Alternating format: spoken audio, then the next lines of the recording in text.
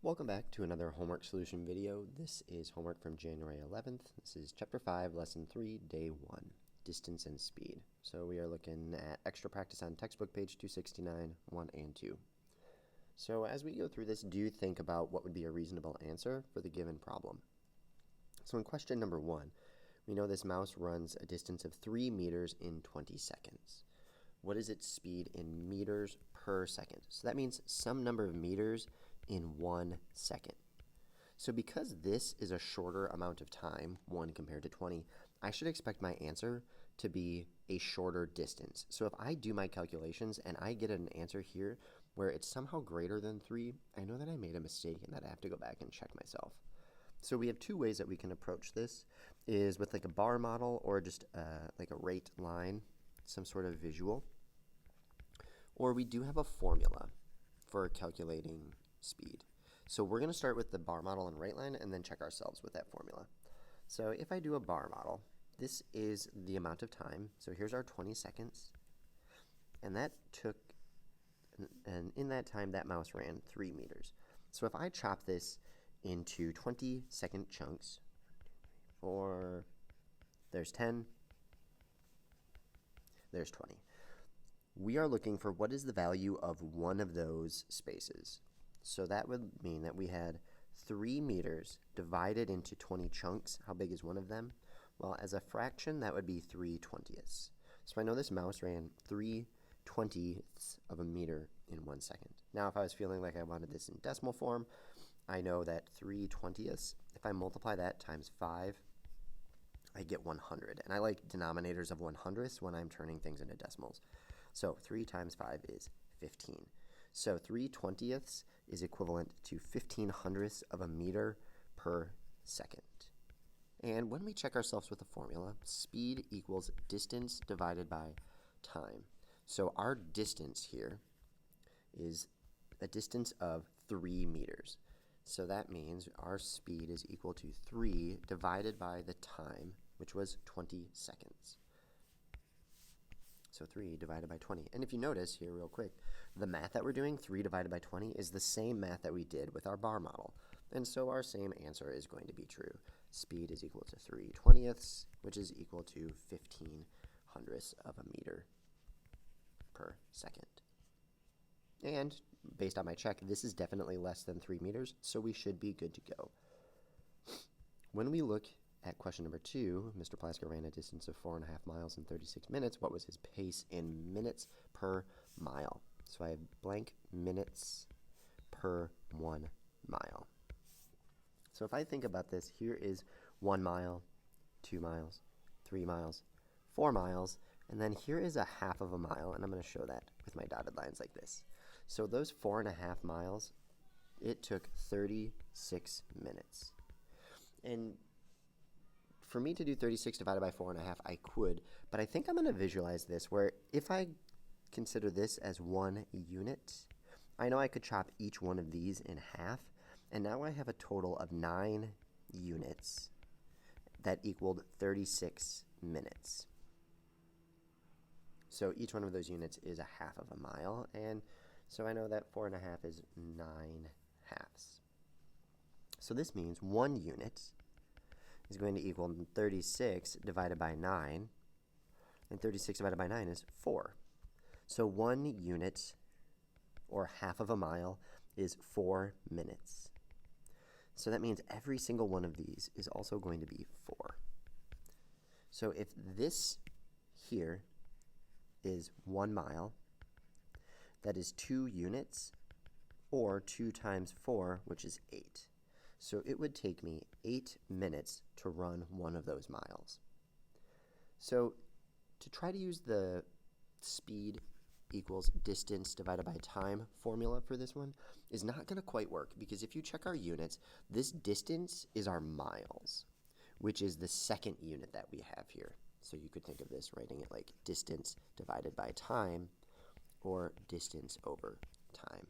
But according to this, we want time over distance, or time per distance. So we're actually going to have to flip-flop this and use our formula as my pace, rather,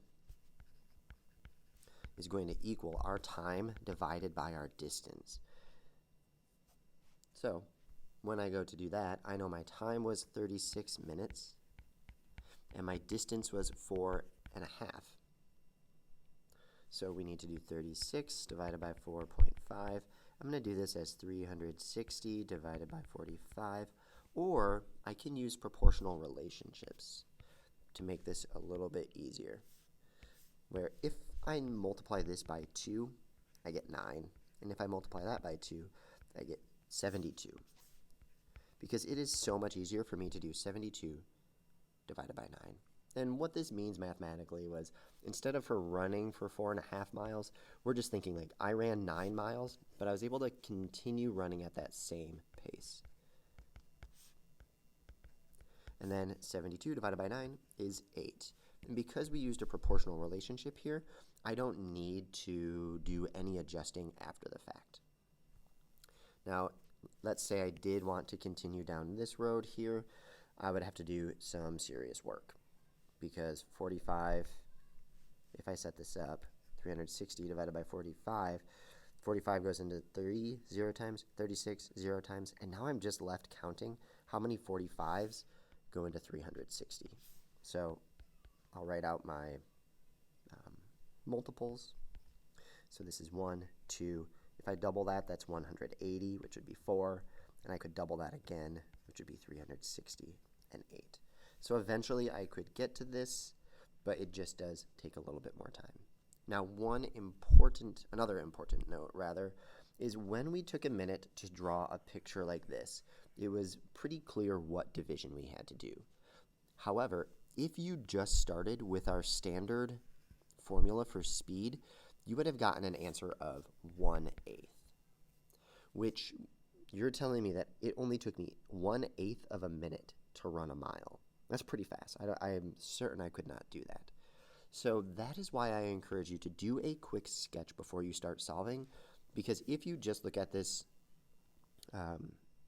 formula and say, well, it's distance divided by time, so I have to do 4.5 divided by 36, you would have definitely gotten the wrong answer.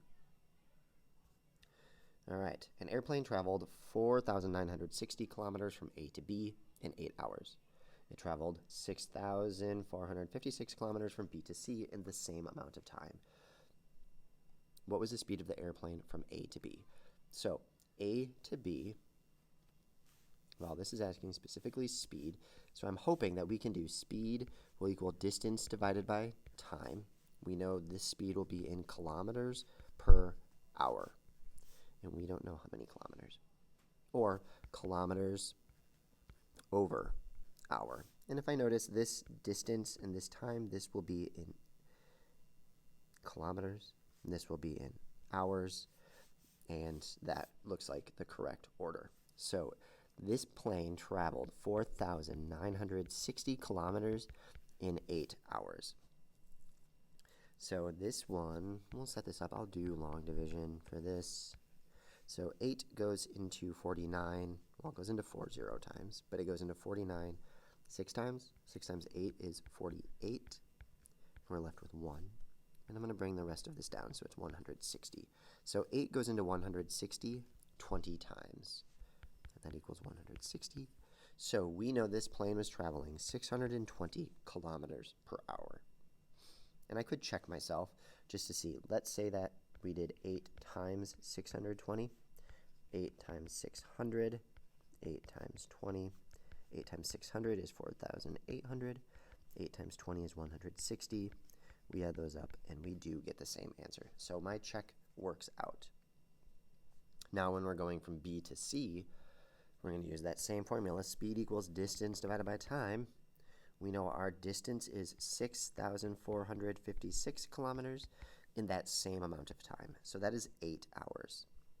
Now this one, I'm just going to do some branching, because I recognize here that 64 divided by 8 is 8, and those are hundreds, so that's 100. And then 56 divided by 8 is 7. So this plane was traveling at 807 kilometers per hour. And that would have been the same thing, I guess, if I had done long division real quick.